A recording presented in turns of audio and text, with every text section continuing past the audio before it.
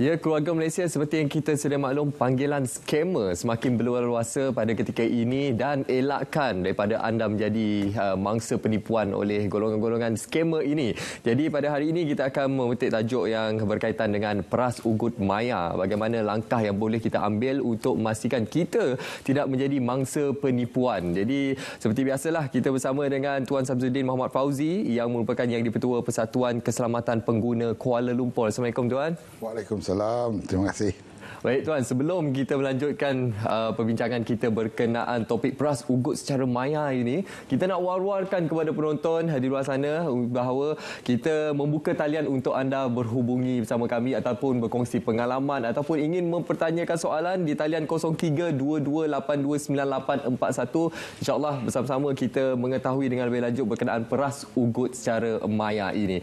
Baik Tuan, mungkin kita boleh memberikan mukadimahnya kepada masyarakat, apakah yang dikategorikan sebagai peras ugut maya ini?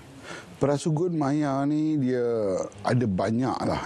Tapi yang saya nak fokus pada pagi ni adalah lebih kepada yang mana orang ramai diperangkap dalam pinjaman. Kemudian mereka diperas ugut oleh sindiket-sindiket yang mereka tak nampak. So yang mana mereka ni menganggap sebenarnya mereka ni berhutang dengan Along. Tapi sebenarnya bukan. Ini adalah sindiket yang memeras ugut mereka untuk mendapatkan satu jumlah wang yang tidak masuk akal. Di mana maklumat-maklumat mereka dicuri, ada yang diupah untuk membaling cat, membuat khianat, kerja-kerja khianat di rumah mereka. Dan pelbagai jenis ugutan lah. Ini sedikit sebanyak dia mendatangkan ketakutan kepada mangsa sebenarnya. Ketakutan yang melampau sehingga ada yang mengambil langkah pendek. Okey, untuk makluman anda berkaitan dengan tajuk kita peras ugut secara maya ini, kita dah dengar secara mukadimahnya daripada Tuan Samsudin, tapi sekarang ini kami ada contoh peras ugut secara maya yang dilakukan oleh para pemangsa di luar sana. Jom kita sama dengarkan. Saya sudah cakap tak ada orang boleh tolong awak punya, ya, siap-siap aja rumah awak saya bakar, ya. Saya sudah cakap, ya, dia orang pun sudah angkat tangan lihat awak banyak tipunya, ya. Saya cakap, ya, kena awak tak masalah, jangan kena anak awak yang duduk di dalam, mertua awak, ya. Bagus awak pindah aja bawa anak-anak awak itu, mertua awak jangan duduk di sana, saya pasti bakar itu rumah. Saya sudah cakap tak ada orang boleh tolong awak punya. Okey, Tuan, itu antara salah satu contoh peras ugut secara maya yang Tuan kaitkan dengan Along Apps tadi, Tuan. Bagaimana untuk kita memahami modus operandi dan juga taktik-taktik yang digunakan oleh Along Apps ini, Tuan? Kalau kita dengar pada suara tadi tu, suara tadi jelas. Ianya menunjukkan lorat yang bukan dari Malaysia. Kita boleh nampak ianya seperti daripada luar negara ataupun daripada negara lain. Yang mana mereka mensasarkan rakyat Malaysia. Okey, sindiket-sindiket ini telah wujud dalam 2-3 tahun ni sejak ke belakangan, terutamanya ketika dalam tempoh PKP. Apabila kerajaan mewar-warkan pengeluaran duit KWSP, mereka ni muncul macam cendawan. Okey, yang suara yang kita dengar tadi tu, dia adalah melakukan banyak khianat. Saya rasa atas suara tadi tu saya telah menerima ratusan aduan dan pihak polis juga sedia maklum perkara ni.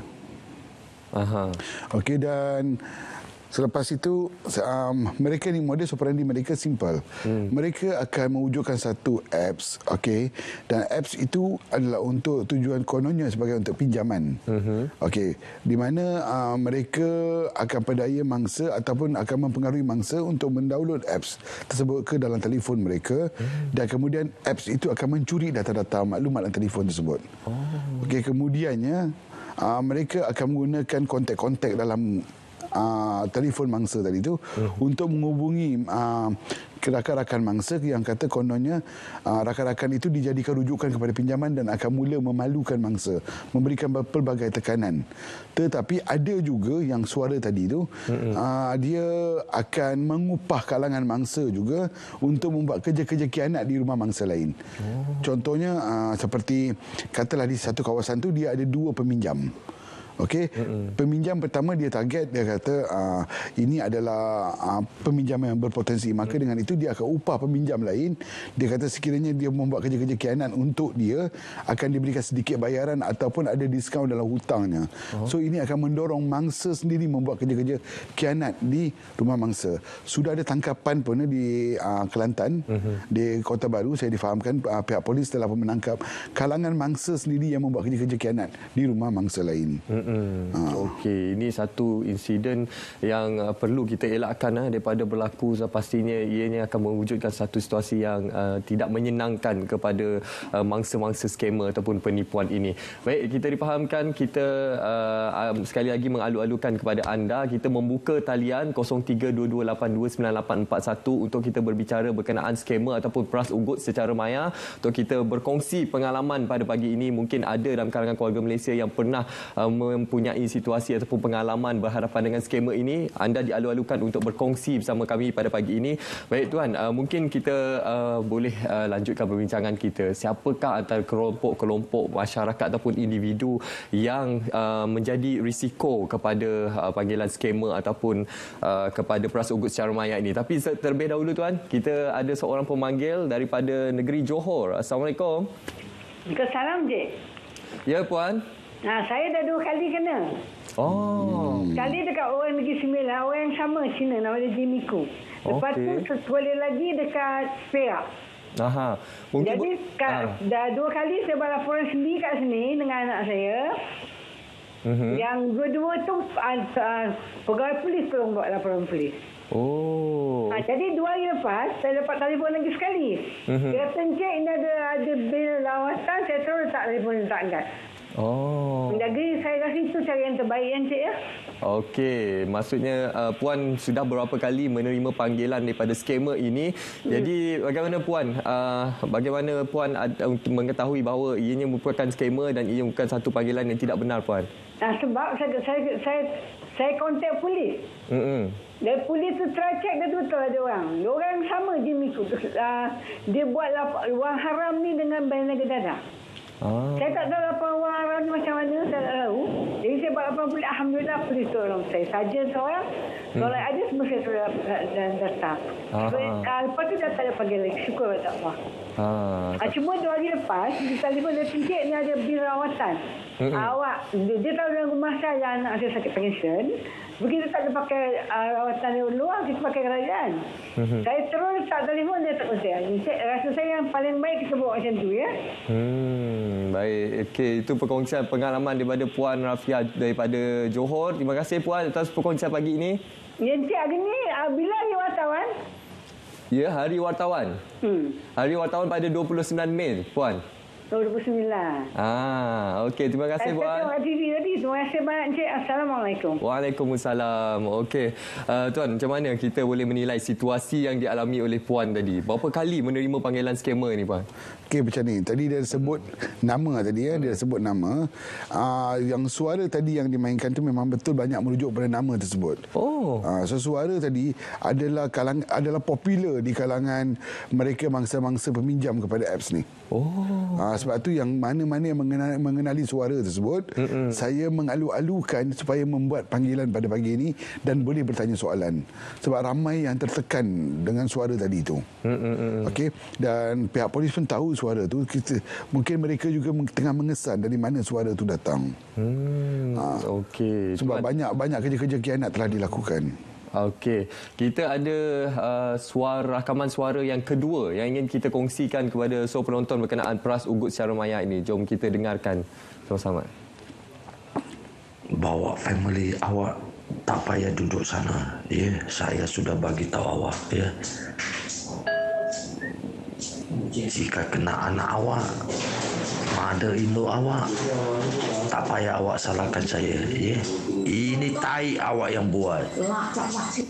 Wow. Kalau kita dengar ugutan yang diberikan oleh skamer ini, ia membabitkan ahli keluarga, anak-anak, ibu bapa. Jadi ini satu perkara yang akan menggerunkan untuk mangsa itu sendiri, Tuan. Sebenarnya mereka ini ada ugutan, kita panggil ugutan jenayah macam dalam kes tadi tu, di mana mangsa hanya berhutang RM190 sahaja. RM190? Ya. Oh. Tetapi tuntutan dia ada RM30,000. Wow, banyaknya. Dan pada hari ini mangsa kena bayar RM9,000. Sekiranya tidak, kerja-kerja khianat akan dilakukan. Sebenarnya aktiviti ini boleh dihentikan sekiranya rakyat Malaysia semua bersatu padu. Okey, jangan membuat kerja-kerja yang tidak berfaedah untuk alung-alung ni ataupun skamer-skamer ni. So, yang penting mereka berani, dia perlu tampil ke depan, berani dan tak perlu takut, dan jangan membuat bayaran. Kerana apabila mereka membuat bayaran, skamer-skamer ni akan diberikan keyakinan kepada skamer-skamer ini untuk scam lagi mangsa-mangsa lain. So benda itu tidak akan henti di situ saja. Walaupun bayar, mereka akan muncul lagi dan terus membuat peras ugut. Ini sebenarnya adalah kalau saya kategorikan, ini bukan alung. Ini adalah skamer peras ugut terhadap hutang yang tidak wujud. Mungkin daripada segi konteks undang-undangnya kita nampak seperti alung, seperti menjalankan perniagaan memberi pinjam wang tanpa lesen, sebab dia ada memberikan wang di situ. Tapi wang itu sebenarnya adalah untuk mengaburi undang-undang, sebab ianya ada aktiviti peras ugut yang kemudiannya. Sebab tu yang apa yang saya nak cuba tekankan pada pagi ini, orang ramai yang terkesan dengan masalah ini ataupun pernah nama mereka dikaitkan dengan pinjaman walaupun mereka tidak meminjam, hubungilah pagi ini supaya kita boleh berkongsi pengalaman dan mungkin ada pandangan yang dapat diberikan. Baik, Tuan. Kita sekarang ini ada seorang lagi pemanggil, iaitu Encik Razi daripada Negeri Sembilan. Assalamualaikum Encik Razi, selamat pagi. Selamat pagi, Assalamualaikum. Ya, Encik Razi, apa yang ingin dikongsikan bersama dengan tamu kita pada pagi ini, Encik Razi? Okey, saya sebenarnya pernah berlaku 2 hari lepas. Okey. Yang pernah berlaku pada saya 2 hari lepas, ada satu orang call menggunakan satu handphone, gunakannya pun biasalah. Dan dapati dia kata dia daripada Jabatan Akhir Negeri. Cukai lah. Ya. Okay, lepas tu dia kata saya kena bayar cukai ni semua tu ini. Apabila saya bertanyakan macam-macam, okey, dia mula mengikut saya lah, macam-macam mengikut saya. Antaranya, contoh ugutannya? Tadi dia kata, okey, sekiranya saya tidak membayar apa-apa, tindakan diambil nantilah. Dia kata macam tu lah. Okey, itu situasi yang dialami oleh Encik Razi. Baik, terima kasih Encik Razi. Kita akan parlusi situasi yang dialami oleh Encik Razi bersama dengan tamu kita. Baik Tuan, dalam kita menilai situasi yang dialami oleh Encik Razi tersebut, golongan-golongan ini menyamar sebagai pihak berkuasa dan akan memberi ugutan, akan memberikan tindakan dari segi undang-undang kepada mangsa-mangsa ini. Bagaimana Tuan? Seperti yang di awal rancangan tadi ada bertanyakan kepada saya, apakah yang dimasukkan dengan peras ugut maya. Ini juga adalah peras ugut maya yang mana mereka menggunakan nama-nama penguatkuasa ataupun jabatan-jabatan ataupun kementerian penguatkuasaan untuk mengugut mangsa. So bagi mangsa-mangsa yang tidak banyak pengetahuan tentang undang-undang ataupun basic law kita panggil, mereka ini mudah menjadi mangsa kepada mereka. Yang pertama sekali perlu ditekankan adalah apabila mereka menerima panggilan-panggilan macam ni, jangan panik. Pertama, jangan panik.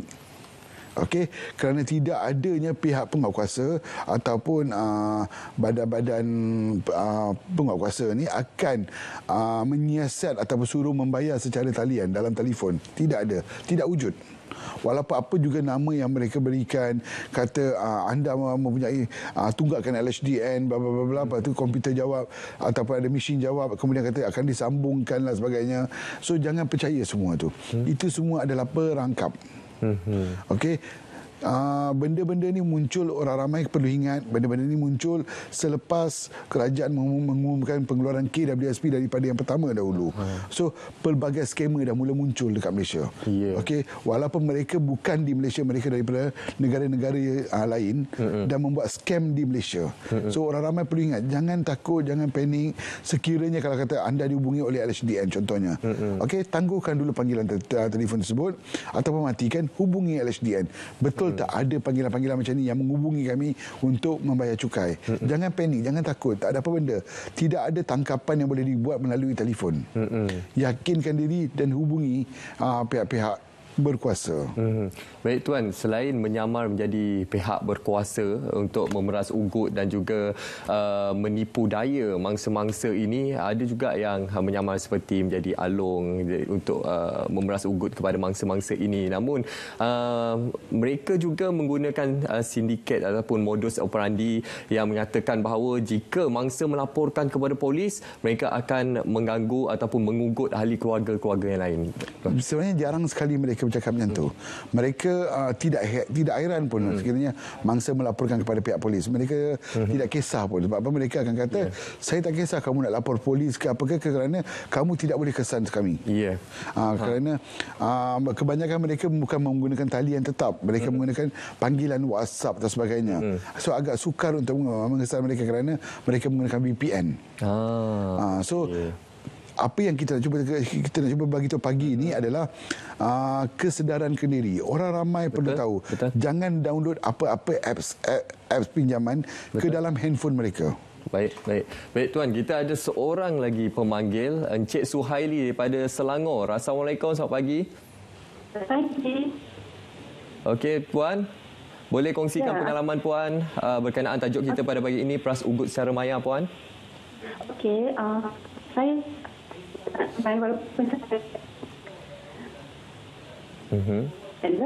Hello, ya, boleh teruskan Puan. Okey, cuma saya nak tanya, aktiviti skamer ni dah terlalu lama.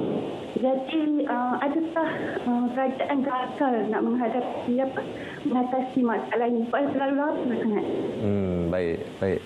Okey, terima kasih Puan Suhaili atas persoalannya. Baik, Tuan, bagaimana kita menilai situasi persoalan yang diajukan oleh Puan Suhaili ini? Bagaimana untuk kita menangani keadaan ini lebih serius lagi, Puan? Hari ini teknologi bercanggih. Teknologi komunikasi, perhubungan ada sangat canggih. So, makin canggih teknologi kita, makin pintarlah skamer-skamer ni. Okey, isu skamer ini bukan berlaku di Malaysia saja. Malah juga berlaku di negara-negara maju dan banyak negara-negara lain. Okey, tapi kita sebagai rakyat Malaysia, kita perlu melindungi negara kita sendiri. Yang pertama sekali yang saya nak bagi tahu, sebelum kita nak tuding jadi kepada kerajaan, apakah kerajaan dah buat, apakah kerajaan telah lakukan, kita perlu lihat dalam situasi sekarang ini ada banyak isu yang perlu diambil kira. Isu makanan, isu itu, kos harga hidup rakyat, sebagainya. Tetapi kita sebagai rakyat Malaysia, apa yang kita bantu? Apa yang kita bantu negara kita?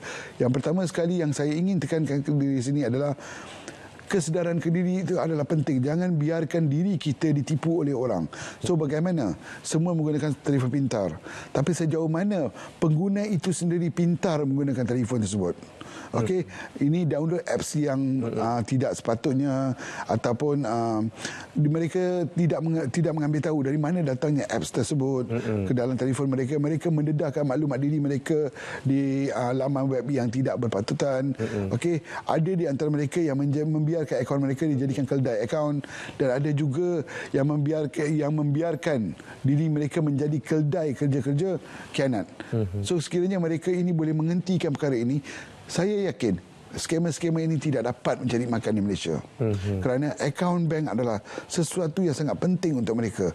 Sekiranya tanpa akaun bank, tanpa keldai akaun, mereka tidak dapat beroperasi di Malaysia. Ya, saya tertarik dengan pernyataan daripada Tuan tadi, iaitu ianya bergantung kepada kesedaran kendiri kita untuk kita memastikan daripada keadaan skamer ini tidak berlarutan dalam negara kita. Kita ada seorang lagi pemanggil, alhamdulillah, ramai yang menghubungi kita pada pagi ini, iaitu Encik Bahari daripada Pulau Pinang. Assalamualaikum.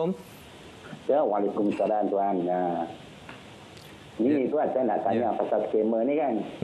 Ya, macam kita dah kena skamer ni macam kita dah masukkan duit seberapa banyak, kita tak boleh dapat balik ke duit tu. Maksud saya macam ni, kalau kita ada nombor akaun bank scammer tu, adakah pihak polis boleh buat pengesanan balik ataupun tutup akaun yang kena scammer tu macam mana? Adakah boleh tutup balik akaun? Boleh, maksud saya orang yang masukkan duit dalam akaun scammer tu boleh dapat balik tak? Sebab apa? Saya rasa benda ni dia melalui bank juga. Pihak polis kena berurusan dengan pihak bank. Masalah scammer ni sampai bila pun saya rasa tak habis. So saya rasa jalan yang terbaik hubungi pihak bank yang maka scammer tu kena beritahu nombor akaun. Pecat nombor akaun tu macam mana, itu saja saya nak tahu. Adakah boleh buat macam tu ataupun tidak? Baik. Terima kasih. Terima kasih Encik Bahari atas perkongsian pagi ini. Baik Tuan, bagaimana dengan persoalan yang diajukan oleh Encik Bahari tersebut Tuan? Soalan pertama tadi dia mengatakan adakah duit itu boleh dapat balik? Ya. Okey. Sebenarnya pihak polis mereka bukannya pihak yang boleh menuntutkan wang itu balik kepada mangsa. Yang boleh mengembalikan wang itu adalah betul pihak bank. Okey, tetapi secepat mana kita membuat aduan kepada bank sebelum duit itu keluar daripada akaun tersebut. Sekiranya kita lambat membuat aduan kepada bank, duit itu telah pun keluar daripada akaun, maka bank juga tidak dapat menggantikan duit tersebut. Bank cuma boleh mengambil tindakan menutup akaun. Contohnya lah akaun A tadi ni sempat menipu 10 orang pada pagi ini. Okey, tapi orang yang ke-9 membuat panggilan kepada bank, tapi duit orang ke-9 tadi tu telah pun dikeluarkan. Yang duit yang dari orang kedua belum dikeluarkan. Bank tidak boleh mengambil duit orang kedua tadi tu, yang mangsa kedua, untuk digantikan kepada orang ke-9 tadi tu. Tidak boleh. Dia akan tengok balik transaksi itu, adakah jumlah transaksi itu telah dikeluarkan. So akaun scammer ni semua, scammer tu sendiri tidak mempunyai akaun khusus di Malaysia. Mereka menggunakan akaun pihak ketiga, iaitu yang kita panggil keldai akaun. Sebab itulah kita tekankan sama ada saya, kami, pihak polis, pihak kerajaan menekankan jangan berikan akaun bank kepada pihak ketiga yang tidak dikenali. Inilah puncanya. Sekiranya mereka boleh hentikan menjadi keldai akaun ini, insya-Allah masalah ini boleh diselesaikan. Menyentuh berkenaan akaun keldai itu Tuan, kita tengok di media sosial juga ramai yang mewar-warkan siapa yang mahu menyewakan akaun untuk satu-satu aktiviti dan diberikan bayaran. Bagaimana untuk kita memberikan kesedaran kepada masyarakat di luar sana, jangan sesekali mendedahkan nombor akaun kepada masyarakat ataupun golongan scammer ini. Betul. Kalau saya pernah terbaca laporan yang polis pernah keluarkan statistik mengatakan sekian ratus ribu orang telah pun didakwa di mahkamah atas membiarkan mereka menjadi keldai akaun ataupun membenarkan akaun mereka digunakan oleh pihak-pihak scammer. So benda ini perlu dihentikan dahulu. So kalau anda kata keluarga-keluarga Malaysia, keluarga-keluarga Malaysia di luar sana, tolong perhatikan aktiviti keluarga anda, anak-anak anda. Tengok akaun mereka di mana, akaun isteri anda di mana, akaun suami di mana. Ini adalah penting. Okey, supaya kita dapat daripada kita merawat, mencegah itu adalah lebih baik. Betul tu, saya setuju dengan pernyataan Tuan. Dan sekarang ini Tuan, kita akan memberi laluan untuk seorang lagi pemanggil, Encik Zamzuri daripada Negeri Kelantan. Assalamualaikum, selamat pagi. Waalaikumsalam. Ya Tuan, apa yang ingin dikongsikan pagi ini Tuan? Ya, saya cukup syukur kena dapat call. Banyak kali call tapi tak dapat. Alhamdulillah. Cuma macam ni, saya setuju dengan apa yang Tuan panel cakap tu. Cuma kita tak boleh kan di Malaysia ni, contoh macam di negara US, di negara-negara barat, dia tubuhkan contoh macam komuniti kecil, bahagian yang boleh mencegah kegiatan-kegiatan yang mengungkut apa semua sekalian. Contoh dia menggunakan media sosial kebanyakannya. Bolehkah ditubuhkan contoh kerajaan tubuhkan satu pasukan yang berada di setiap negeri, setiap daerah, melibatkan, boleh juga libatkan ketua kampung yang terpilih lah, bukan semua. Diberikan sedikit peruntukan kuasa untuk mengesan mereka yang mengugut mangsa-mangsa, contoh sebab kebanyakan berlaku yang diugut itu adalah contoh macam orang kampung. Selain pada orang bandar, orang kampung pun ada juga bekas pesara-pesara. Itu yang saya kalau boleh pihak Tuan panel terangkan contoh macam minta supaya kerajaan ditubuhkan satu pasukan ke apa semua sekali untuk berada di setiap negara. Baik, menarik. Untuk mencegah kegiatan tersebut. Baik, menarik cadangan yang diajukan oleh Cik Zamzuri. Terima kasih Cik Zamzuri. Sama-sama. Baik Tuan, bagaimana dengan cadangan yang diajukan oleh Cik Zamzuri berkenaan kaedah untuk kita mencegah daripada perkara ini berulang lagi Tuan? Okey, kalau kita, apa yang Tuan cakap tadi saya setuju. Iaitu kita wujudkan kesedaran, kempen-kempen di peringkat daerah kita panggil. Sebenarnya benda tu sebagai NGO kami dah mulakan lama dah. Sejak tahun 2012 lagi kami dah mulakan. Okey, tetapi kelompok yang datang untuk mendengar kami punya ceramah ataupun ilmu kami ini, ada kelompok-kelompok yang bukan sasaran, yang bukan dalam golongan yang bermasalah ni. Yang datang ni yang kebanyakan tidak ada masalah. Okey, so kami sasarkan mereka tapi mereka tidak datang.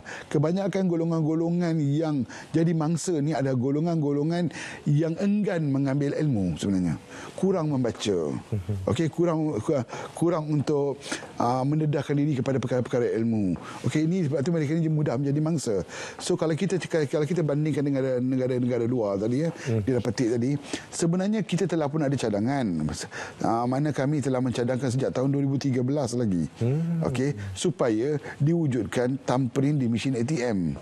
Ini adalah penyelesaian mutlak kepada masalah ni. Kami yakin sebab apabila ada thumbprint di mesin ATM, maka tuan punya akaun sahaja yang boleh mengeluarkan wang. Maka pihak-pihak ketiga ataupun skamer-skamer ni tidak lagi boleh menggunakan akaun tersebut. So sekiranya langkah ini dimulakan di Malaysia, saya yakin bukan sekadar masalah skamer, masalah jenayah-jenayah lain pun akan banyak menurun. Okey, ini diakui sendiri oleh pihak polis di Raja Malaysia semasa mesyuarat kami bersama mereka dalam satu bengkel. So diakui oleh mereka dan mereka juga mengatakan ini langkah yang terbaik untuk menurunkan jenayah. Dan kami telah pun mencadangkan, kami yakin mungkin dalam keadaan kesibukan kerajaan sekarang ni, mungkin mereka memerlukan sedikit masa lagi untuk mengkaji pandangan kami ini. InsyaAllah. Saya yakin kalau sekiranya benda ini dapat dilaksanakan, insyaAllah isu ini akan menurun. Kerana kalau kita tengok isu thumbprint ni, saya nak ulas sikit. Hari ini kalau kita pergi kepada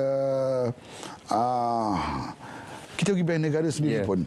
So kalau kita nak print secret, report secret di mana kalau kita print report secret, kita akan masukkan IC kita dan kita sahkan dengan thumbprint, bukan password. Betul. Okey, kalau kita pergi KWSP, kita nak print penyata KWSP, pun kita masukkan IC dan kita sahkan dengan thumbprint. So kita tidak pun masukkan password. Betul. Dan bank sendiri pun sekarang kalau nak membuat pengeluaran tunai di kaunter pun mengesahkan dengan thumbprint. So telah diakui penggunaan thumbprint ini adalah selamat. Apalah salahnya dipanjangkan mesin ATM. Betul. Saya setuju dengan cadangan yang diajukan berkenaan penggunaan thumbprint ini dengan isu keselamatan yang lebih tinggi lagi. Okey Tuan, kita nak lanjutkan lagi perbincangan kita bersama seorang lagi pemanggil daripada Selangor, iaitu Encik Zain. Assalamualaikum. Waalaikumsalam. Ya, Tuan. Apa yang nak dikongsikan pagi ni Tuan? Okey ni, saya nak berkongsi pasal ni lah, macam kes ni saya baru terima beberapa WhatsApp yang menyatakan bahawa ada salah seorang saudara saya, anak saudara saya membuat pinjaman dan dia minta saya yang settlekan benda ni. Dia dalam WhatsApp tu dia sertakan IC, dia sertakan video pengakuan pinjaman. Dan memang saya dah hubungi anak saudara saya, betul dia ada buat pinjaman berjumlah RM300 saja melalui app dalam phone. Kata saya Maryland macam tu lah nama dia. And then daripada 300 tu scammer ni cuma bagi RM150. And then dia bercampur dengan interest bagai total sekarang menjadi RM1,500. Wow. Wah, terlalu tinggi. Jadi dia so saya tak tahu dari mana dia dapat nombor-nombor kontak semua saudara mara, adik-beradik, kenalan, dan dia hantar WhatsApp menggunakan tadilah IC pengakuan pinjaman untuk Dan dia dalam WhatsApp dia kata, apa cerita, macam mana mau settle. Dia ni siapa? Dia kata, ya saudara dia. You tolong bayar. Kalau tak, saya akan malukan family you semua. Macam itulah. Sekarang apa yang... Dan saya terpaksa reply balik, cakap saya tak kenal siapa minjam. Dan saya terus block nombor-nombor yang berkaitan lah. Encik Zain, adakah Encik Zain telah pun melakukan sebarang pembayaran terhadap akaun tersebut? Saya tak ada buat apa-apa. Saya tahu kalau saya terus pinjam, terus bayar, nanti dia akan terus lagi masih banyak dia akan force sana sini, dia akan buat. Sebab saya tak sure bila loan ni akan selesai lah macam ni. Baik. Terima kasih Encik Zain kerana menghubungi kami pagi ini, Encik Zain. Okey, terima kasih. Baik, Tuan. Cerita daripada Encik Zain sama seperti apa yang Tuan terangkan di awal berkenaan Along Apps tadi. Jadi bagaimana kaedah untuk kita membantu Encik Zain dan juga keluarga-keluarga Malaysia yang mempunyai situasi yang sama ni, Tuan? Jawapannya satu. Ayuh rakyat Malaysia, kita perangi benda ni. Okey, langkah pertama saya nak bagi tahu kepada semua rakyat Malaysia, stop segala bayaran kepada skema-skema ni. Jangan membayar satu sen pun. Sekiranya anda berhutang dengan mereka, okey, pulangkan balik wang pokok sahaja. Okey, selepas itu jangan melayan apa-apa panggilan atau pembayaran kepada saudara mara dan sahabat-sahabat. Hentikan tekanan anda kepada mangsa. Sebenarnya mereka tidak meminjam sejumlah yang dinyatakan pun, dan nombor telefon anda tak pernah pun dijadikan rujukan kepada pinjaman. Okey, tapi ini adalah aktiviti-aktiviti kotor skema tersebut untuk mendatangkan satu tekanan kepada mangsa. Ingat, apabila memberikan tekanan yang berterusan kepada mangsa boleh mengalami kemurungan. Perkara-perkara ini telah pun berlaku dalam 2 tahun lepas. Okey, ada kes-kes yang melibatkan bunuh diri sebagainya. So, hentikan tekanan. Pertama sekali, hentikan tekanan, dan kepada sahabat-sahabat, keluarga, tolong berikan sokongan moral, dan jangan layan semua WhatsApp group yang mengatakan orang ni berhutang, orang tu berhutang, korangnya pegang IC, kata ambil gambar atau sebagainya, ataupun video mengatakan dia berhutang dengan syarikat. Itu semua adalah aktiviti-aktiviti scammer tersebut. Kenapa boleh wujudnya video tersebut? Kerana dalam pinjaman, semasa mereka nak buat pinjaman tu, dia kata sekarang ni tempoh PKP kamu tak boleh datang pejabat kami, kamu tolong buat satu video yang mengesahkan kamu meminjam dengan kami. Okey, video itu sebenarnya mangsa tidak tahu pun yang akan digunakan untuk aktiviti ugutan selepas itu. Mangsa akan beranggapan itu adalah untuk proses pinjaman. Selepas mereka dapat video tu, baru mereka akan buat ugutan yang pelbagai. Kerana mereka telah pun mendapatkan maklumat dalam telefon melalui apps yang di-download. Segala maklumat telefon, gambar-gambar, video-video peribadi akan dicuri oleh skamer-skamer tersebut. Okey, dalam kes saya ada juga video-video yang berbentuk sulit suami isteri dicuri dan diedarkan untuk ugutan untuk mendapatkan wang. Baik, itulah antara pemahaman yang penting untuk kita sampaikan kepada anda berkenaan modus operandi dan juga taktik-taktik daripada Along scam ataupun Along apps ini. Bagaimana untuk kita fahami kesedaran kita semua keluarga Malaysia, sangat penting untuk kita menghentikan daripada peras ugut secara maya ini daripada terus berterusan dan juga ramai yang menjadi mangsa di luar sana. Terima kasih Tuan atas perkongsian pada pagi ini. Alhamdulillah ramai sebenarnya yang cuba menghubungi kita pada pagi ini, tapi kami minta maaf kerana kesuntukan masa yang kita ada pada pagi ini. InsyaAllah minggu hadapan kita akan bawa lagi topik berkenaan dengan pengguna, dan juga masih lagi bersama dengan Tuan Syamsuddin, insya-Allah Tuan. Okey, terima kasih sekali lagi saya ucapkan kepada Tuan Syamsuddin Muhammad Fauzi yang merupakan yang di-Pertua Persatuan Keselamatan Pengguna Kuala Lumpur. Terima kasih. Sama-sama kita.